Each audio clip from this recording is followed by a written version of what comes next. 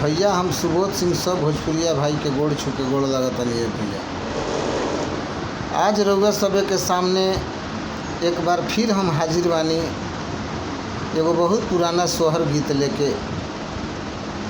अगर रउआ सबे के अच्छा लागी तो छोट भाई के प्यार दुलार देवे के काम बा भैया।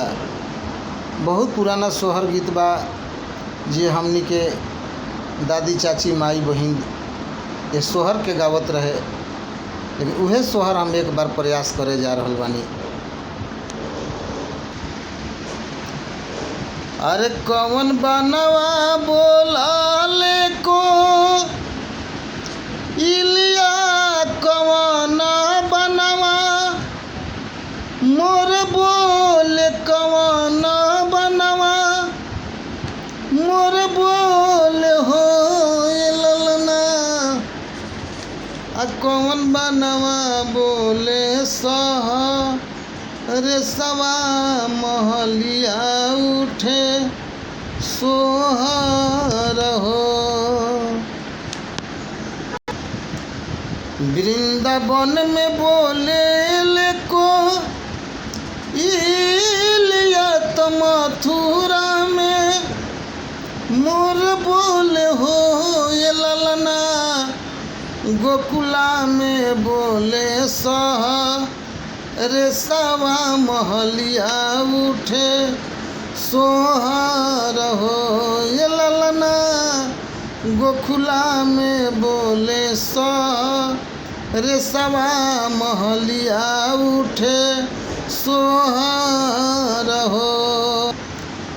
केकरा से जनम को नैया तो के कर्मना खुश भइले के कर्मना खुश भइल हो ये ललना।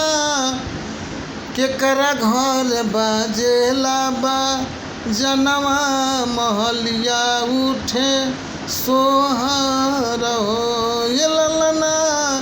केकरा घर बाजेला बा जनवा महलिया उठे सोहर हो।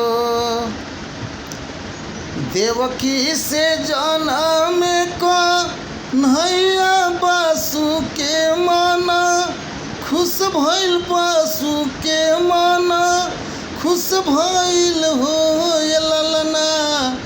नंद घर बाजेला धैया महलिया उठे सोहर हो ये ललना। नंद घर बाजेला धैया महलिया उठे सोहर हो।